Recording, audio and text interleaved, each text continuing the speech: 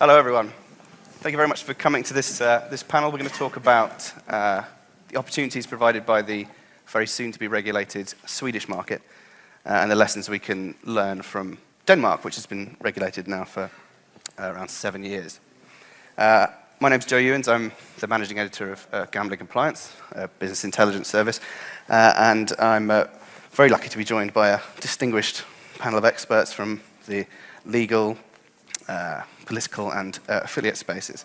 To introduce them, starting from my immediate left, is Gustav Hofstad, the Secretary General of the Swedish Trade Association for Online Gambling, better known to most people as BOZ. Next up, we have Ola Wiklund from Wiklund Law, distinguished lawyer. Morten Rond, who is in charge of the Danish Operators Association and also played a key role in the formation of the legislation in Denmark. Next up, Klaus Jansen from Better Collective, an affiliate, who's the senior business manager. And at the end, Jonas Svara, general manager from GIG Copenhagen, another affiliate company.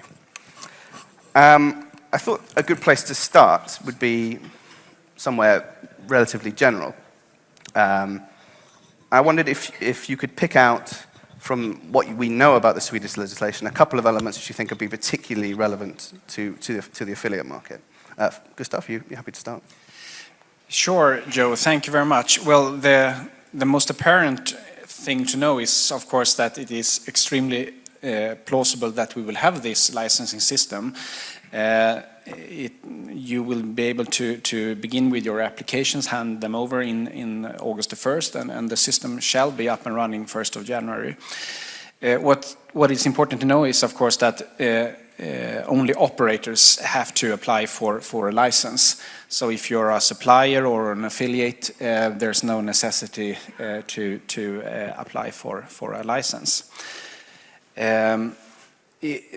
Of course, the regulation regarding marketing is of utmost importance for affiliates, and well, it's actually a lack of regulation. It says the suggested regulation says that any kind of marketing shall be moderate.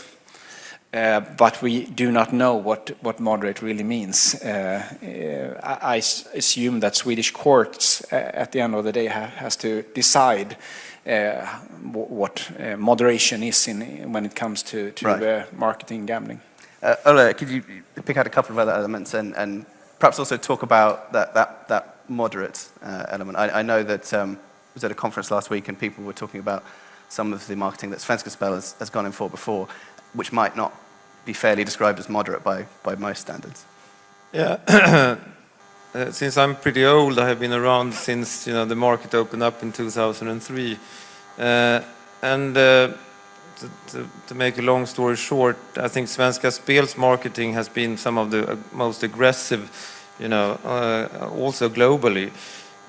In 2003, Svenska Spel was the Swedish monopolist, was the biggest investor in marketing on the whole advertising market, bigger than Coca-Cola and Procter & Gamble.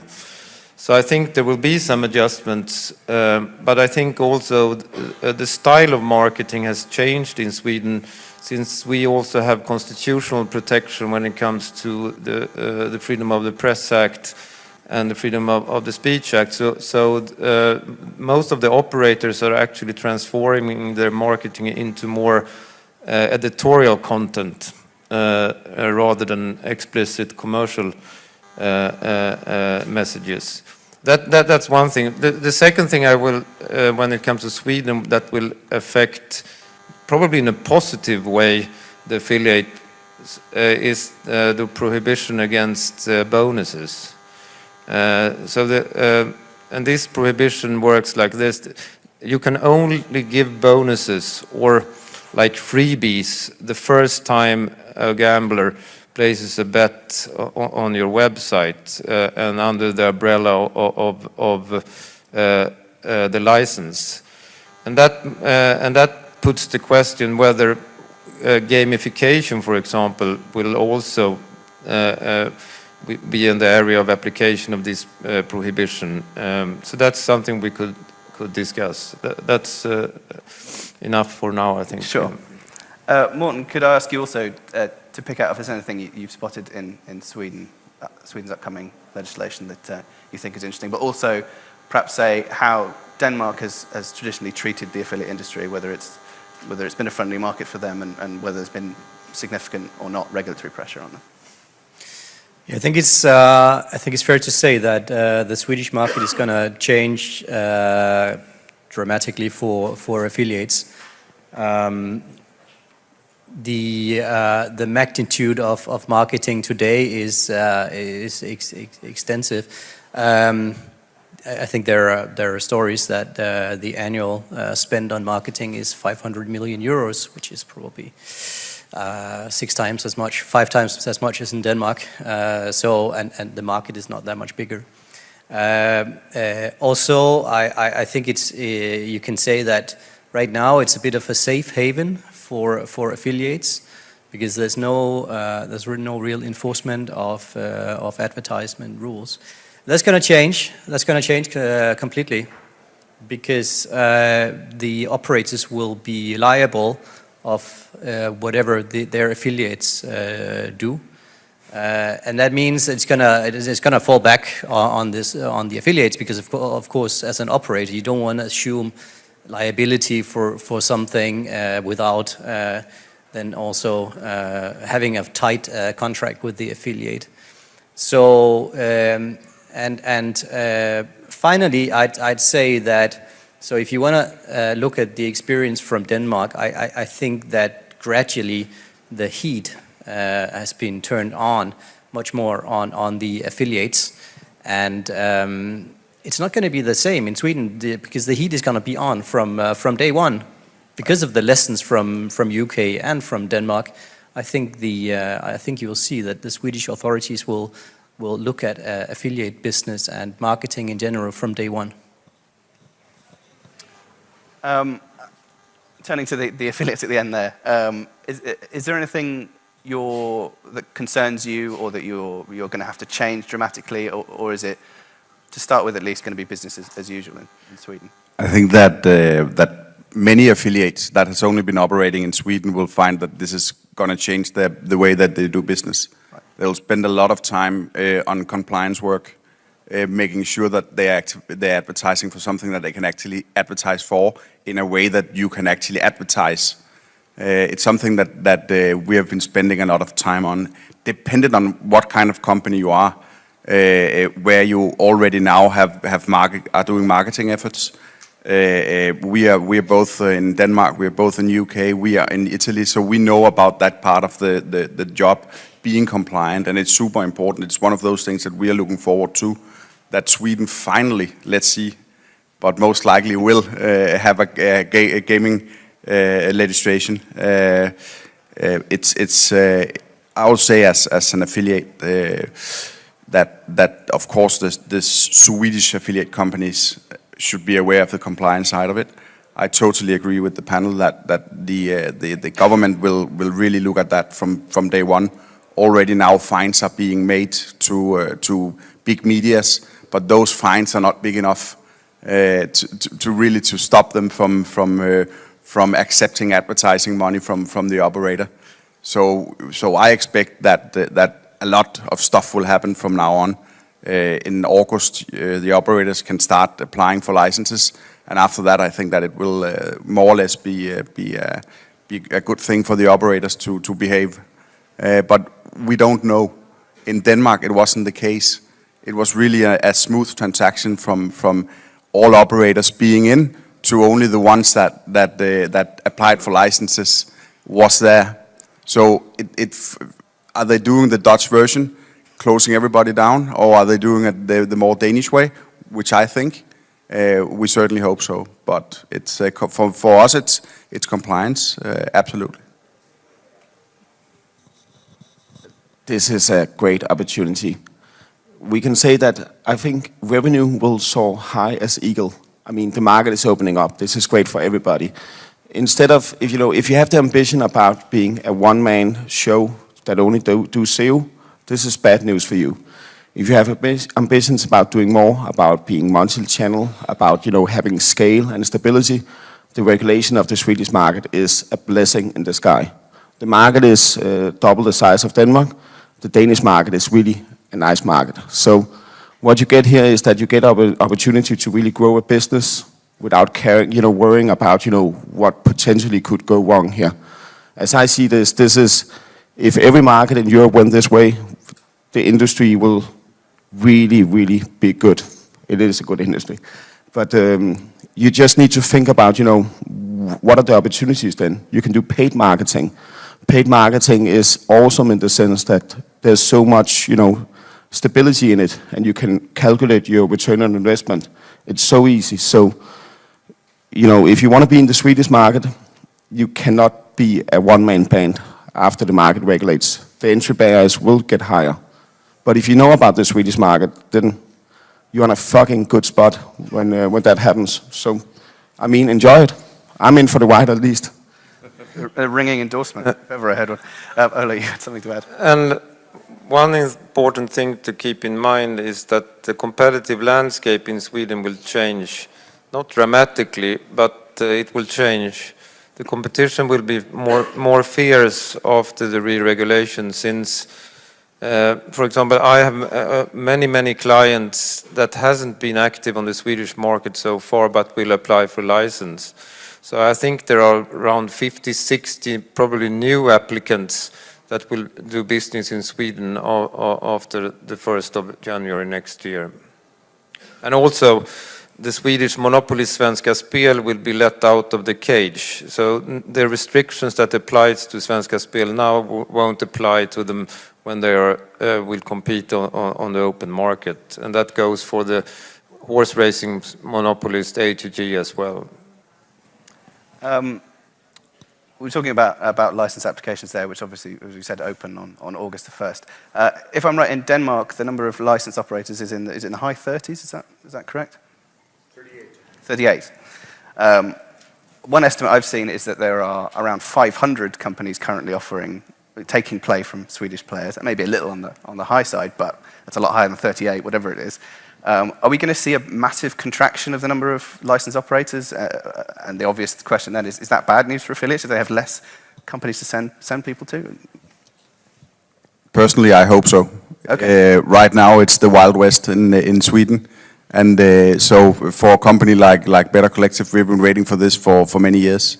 We need a regulated market where people know what they can do, how operators know how they can actually advertise, how affiliates know how to advertise and make partnerships with the operators in a proper way, doing stuff the right way, because they are now allowed to. That creates transparency, and that's what we want. Absolutely. Yeah. So I really hope and I believe that the numbers of operators will go down. I think that many will be bought by the bigger fish. So there will be some kind of consolidation going on for sure that we are looking forward to. Yeah, choose your partners carefully in the next months. What happened in Denmark was that it was an open party, and then at one point when the market regulated, a lot of the guests there, they left the party. If you've met a lot of players to those partners, it's really bad. So within the next months, choose your partners carefully. Look at how ambitious are they? Do they seem like they want to be in the Swedish market? And are they on what you could call sort of the white side of the fence? You need to be really careful here because, for instance, our company, we made 25% of our players with companies that left. This is really, really bad for revenue when that happens. So. Well, while we're on the subject of partnerships, Morten, I wondered if you could talk a little bit about the experience that operators have had in Denmark. While I was researching for this panel, I found a gambling compliance article from a couple of years ago, in which you said that you would rather the regulators put a little bit less pressure on the operators with regard to their actions of their affiliate partners, which implies that it's been not always a super friendly relationship in the Danish market. Is that changed at all? This was a couple of years ago. Has that changed at all? And do you think there's going to be the same sort of friction that we've seen in the UK and other places in Sweden once it's regulated? So you mean the relationship between the affiliates and the operators? Yes. Yeah, it's not been all that friendly all the time, and I've seen a lot of affiliates have simply been squeezed out of the market because they couldn't. The terms have changed completely for them, and there's also some dynamics which change in the market when it's more set. You don't need the affiliate as much anymore. If you have an established position, so then you start squeezing because some of the affiliates were getting 30% of the GR. So obviously, if you are an operator who has a great customer database, you're looking at whether can I optimize that. So I mean, I'm not, and Klaus here maybe have more insight in it, but I've heard from affiliates that their conditions changed quite a lot, and obviously they were not all super happy about that. Sure. I wonder if I could get Gustav's perspective on that as well, as someone else that also represents operators. There might be some frustration every once in a while from operators regarding their relation to affiliates, of course. I do think that any kind of responsibility that we as a branch are able to take is of course a good opportunity. Klaus mentioned, for example, that the Swedish market now is more or less a Wild West, and that resembles a lot what we've seen regarding the bonus market in Sweden so far. And the result of that is that regulators and the legislators are really harsh now on regulating bonuses, as you mentioned. And I do think that despite the fact that affiliates for the moment are not that much regulated in the coming legislation, is actually a great opportunity for affiliates to take and show responsibility themselves.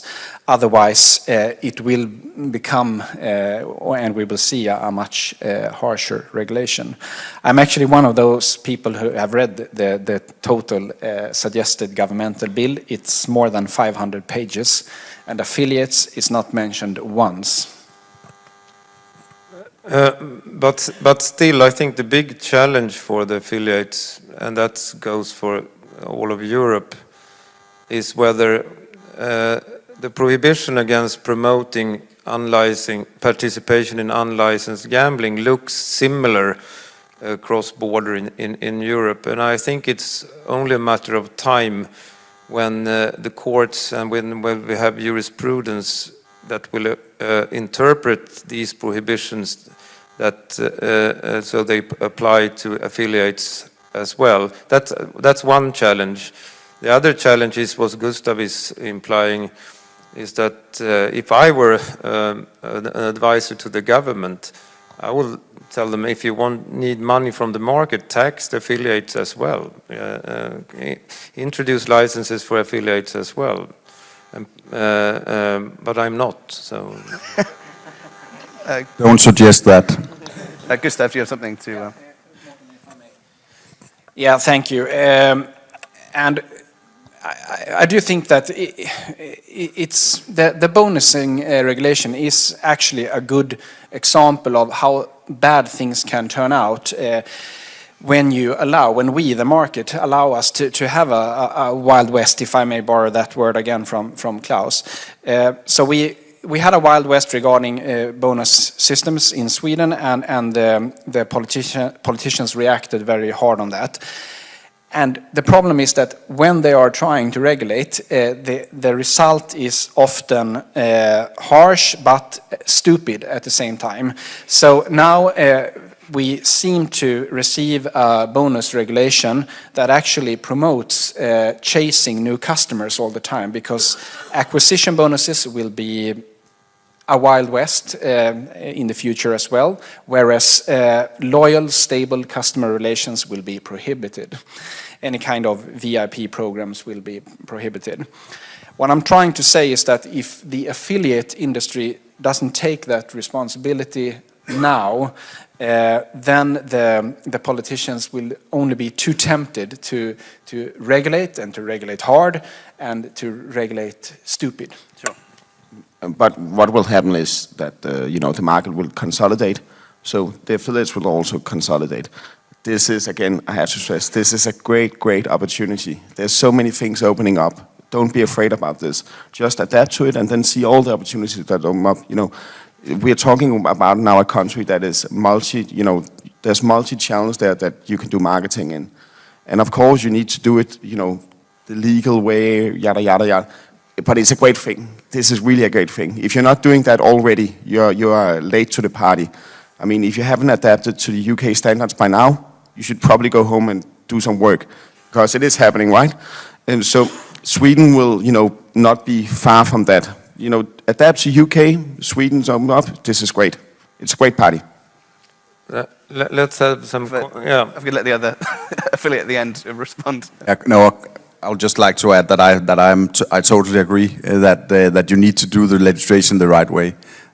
All the talks about bonuses is really only working with the symptoms of unhealthy gaming, because if you enforce that, you will have players opening multiple accounts, and that's exactly what the government don't want. So I'm not a believer in regulation like that. But I know that the Swedish governments are famous for making rules that sometimes not make sense. Well, we know that from here obviously as well. But it's but there's so many experiences from Denmark that shows that, and UK of course, and other regulated market that shows that you can actually have bonuses in different ways, and that the amount of unhealthy play is not skyrocketing. Like what we hear now that the Swedish government fears. I understand that the debate is important to have, but I wouldn't suggest going that way to remove bonuses, as we also now, because the Swedish government start talking about it, also talks about here in Denmark.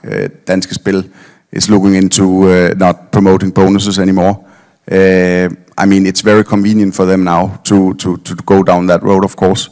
When they have been spending 20 million kroner per month since 2012.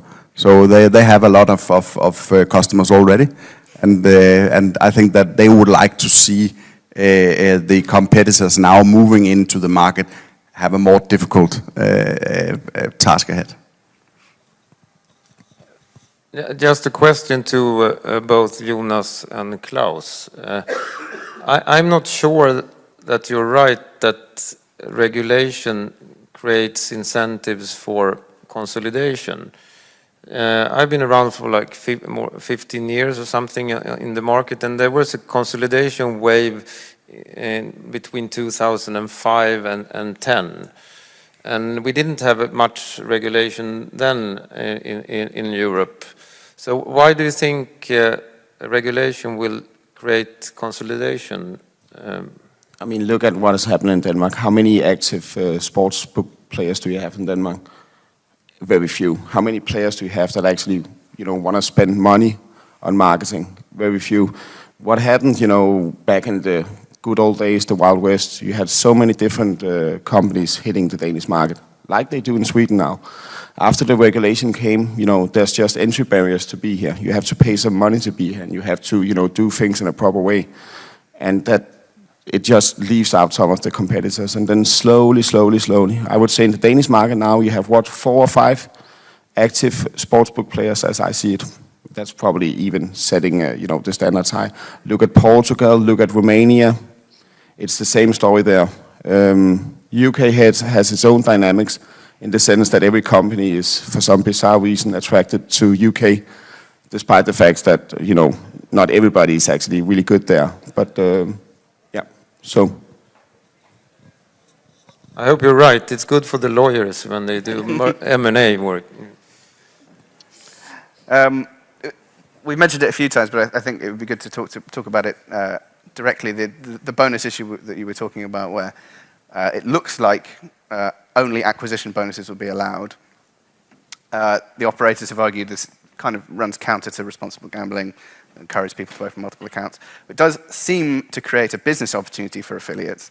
How do you walk that line then between taking advantage of what is theoretically good for business and also protecting the reputation of the affiliate industry? If you can only promote gambling by mentioning bonuses, then you need to go home and come up with some new creative concepts. That's the reply to that. This industry is not about promoting, sign-up bonuses or whatever. You need to come up with better ideas of doing it. That's. Yeah. In a way, I agree with Jonas, but of course, I also have to emphasize that bonuses is a acquisition channel that is there because it's working. Right. So it's definitely something that the affiliates also can use in a positive way, because then it's not only about bonuses, as Jonas say. Then there might be other opportunities and opportunities to do things differently. But still, I'm not the believer of reducing bonuses. Not because it's something that we are good at promoting, but I think the general idea is wrong from a business and commercial perspective. Okay. One negative consequence that paradoxically could happen is also that even if the Swedish government is depending on like 90% channelization in the licensing system, I think this bonus prohibition could actually make customers to choose unlicensed operators instead. I think the Swedish legislator hopes that the tax, the different treatment when it comes to income tax for wins that comes from unlicensed operators, that has to be taxed as income tax in Sweden, apart from the other wins that are tax-free, basically. But still, you have to declare these incomes when you play at unlicensed operators. And I'm not sure that all these customers will diligently declare these incomes. Shocking accusation. I'm not sure that will have the deterrent effect that the legislator hopes. Jonas, I saw you sort of looking quizzically while I was speaking there, so I can't let you get away without hearing what you think about that. Again, if you make customers with companies that are not, adhering to the licensing scheme and everything, you're doing something wrong, because this is not really stable. So you need to make your customers, starting as of today, with companies that that will go the legit way and be there also tomorrow. If you don't do that, then you can say that, for instance, you used to have some really good sportsbook on the European market that didn't do all of the licensing. For instance, you can say Pinnacle. Where are they now? They're nowhere in Europe, because the entry barriers now, for instance, in Denmark, is that you need to spend maybe 8 or 10 million euros on marketing alone. In Sweden, it will probably be, the entry ticket to actually having a party in Sweden will probably be 20 million euros. If you don't do that, it's gonna fade out. So choose your partners carefully, and stick with those that are gonna be there the day after tomorrow or 2 days after tomorrow. Gordon. No, I just want to say that on behalf of the industry and the restriction on bonuses is very much discussed in Denmark too. And I think if you say bonus, it's something really bad. If you say discount, it's normal. Right. So when you go to the supermarket, you're always looking for the discounts, and that's an integrated part of how you shop. And basically, you're saying that this part of the industry, you cannot use discounts as an incentive. I think that's wrong, because then it's treated as something completely different than any other industries, which it shouldn't. I mean, in Denmark, even if you go buy a beer, you can get a discount on a case of beer. So why should gambling be worse than that?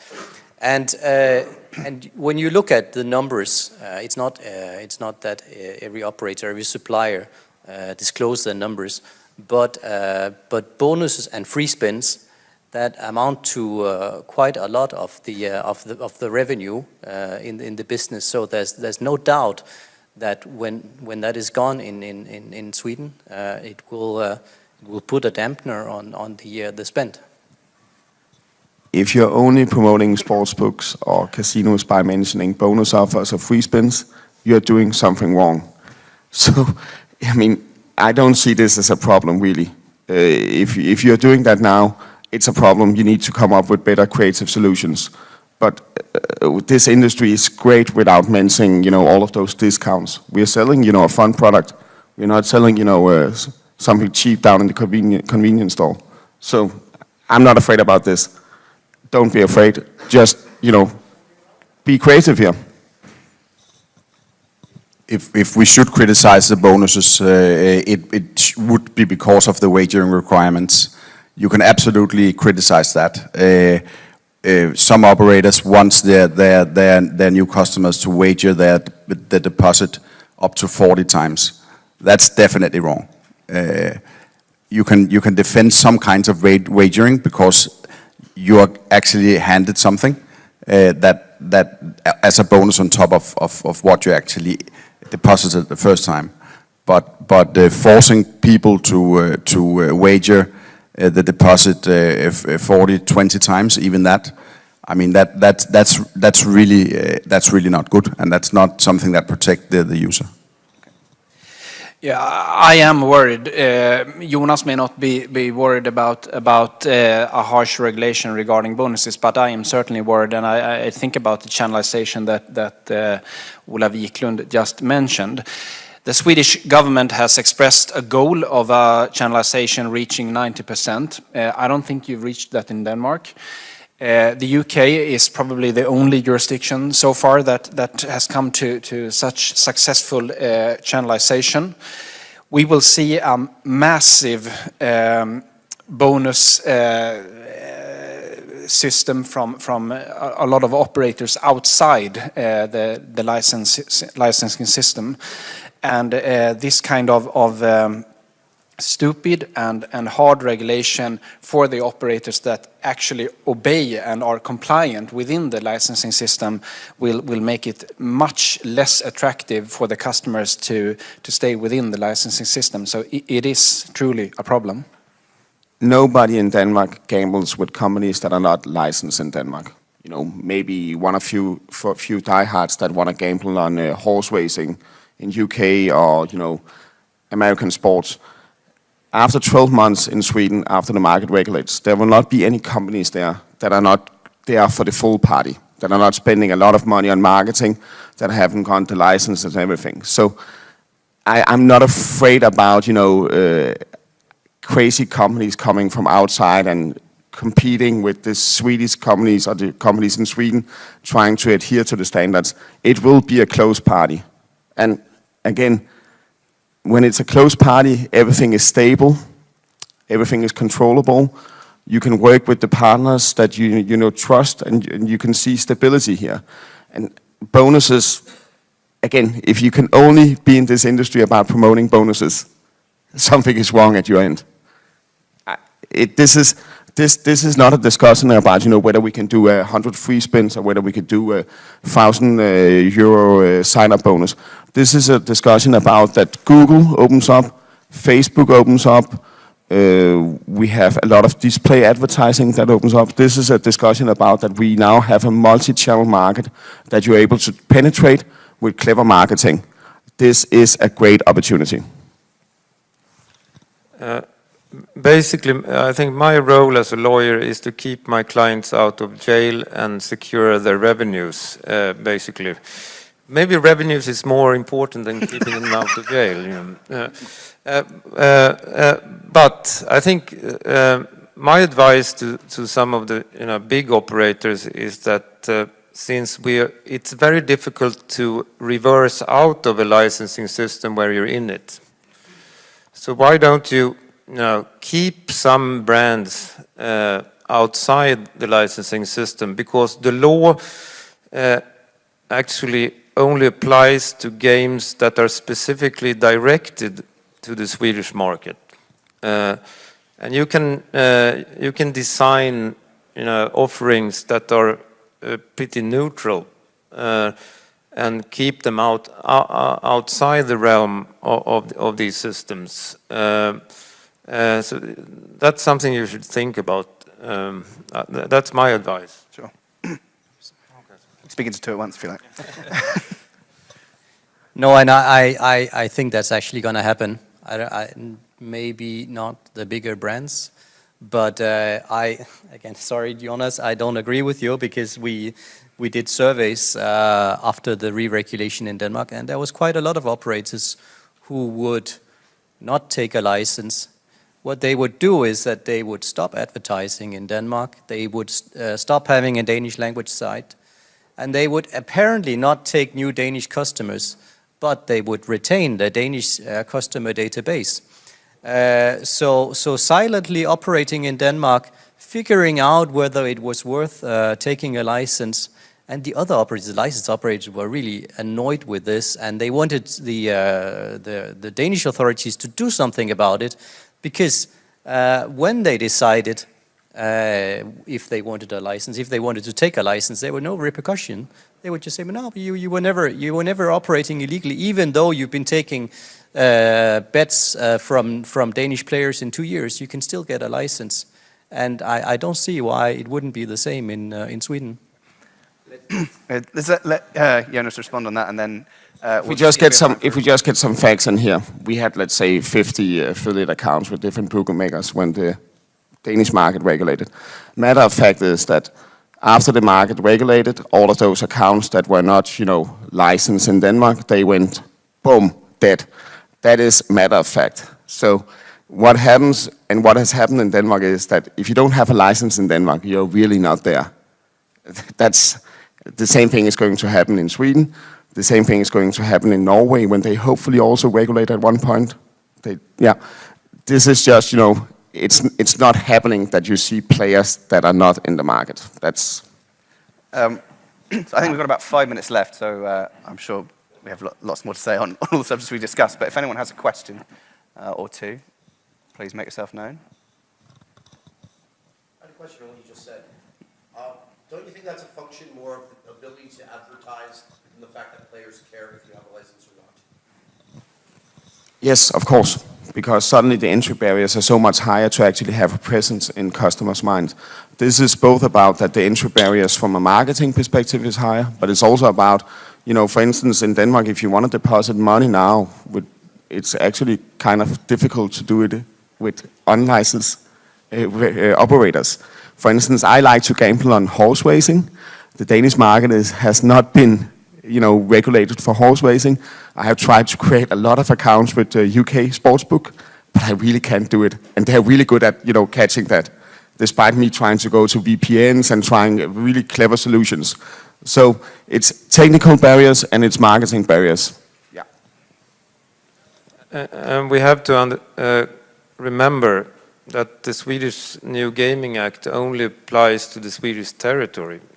And the legal vehicles to enforce the Swedish law cross-border are extremely weak. And that goes for, I think, Denmark as well, and it goes for most of the member states of the European Union.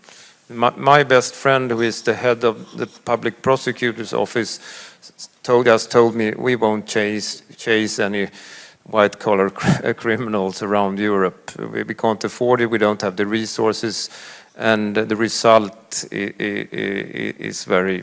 I think the end game of such an effort, like it was in the Julian Assange case, cost taxpayers 70 million of Swedish kronas with a very, very small result.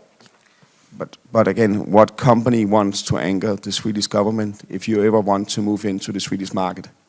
I mean, if you're going that way, Yeah, but I think the Swedish government has other problems than the regulation of a part of an entertainment market. So they have a lot on their plate now. Could you theoretically upset a regulator enough that they might not approve your license down the line, or do you think that's not likely to happen? Since they need channelization, I think that won't happen. Okay, any further questions? Can you just address the fact, especially for affiliates, that if you're an unlicensed operator post 2019 January 1, that you're going to get a pop-up on your screen that says the site's not licensed, you shouldn't play here? That's a cool thing, I think. It's a crazy, Yeah. It really ever happens. Sure. Do you think is that actually going to turn away the kind of players that are going to those unlicensed sites? Is that actually going to turn them away, or just get rid of that and then carry on with what they were planning to do anyway? I think it's already been in use in Italy for some years. This notification that you're going to a site that is not regulated, and you cannot discard that some players don't know who's licensed, and they would say, "Oh no, then let's go to a licensed site." Not so much. I'm more interested actually in what they're going to do with payment blocking, because if they're going to go down the same route as Norway, that may prevent unlicensed operators from going into the market. Is there any, Gustav, you might have some insight on this, is there any sense that's on the table either now or Well, down the line? we will have a payment blocking, and those pop-up windows, as you mentioned. I don't believe that they will be very successful. I don't believe in any kind of wall building measures.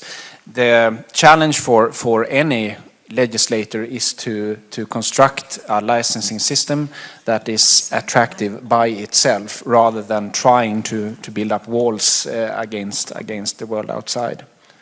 And I read yesterday that Norwegian government has also now suggested to enforce those pop-up windows, and it's just laughable. But certainly the payment blocking in Norway, at least traditionally, it's perhaps not been that effective, but at least yesterday was effective enough to hit some share prices. Yeah, and just a small story. Of course, Norway and Sweden, we share miles and miles of the same border, and it's of course common that we visit our countries. And whenever a Norwegian tourist comes to Sweden and maybe just go to any kiosk and want to buy a newspaper or whatever, they might be blocked, because the reason is that kiosk also sells scratch cards, and for that reason there's a payment blocking there. Right. So you can have all kind of hilarious situations where the payment blocking creates stupidity. Okay. Any final questions? Okay, all right. Well, just remains me to thank the panel very much for a very interesting discussion.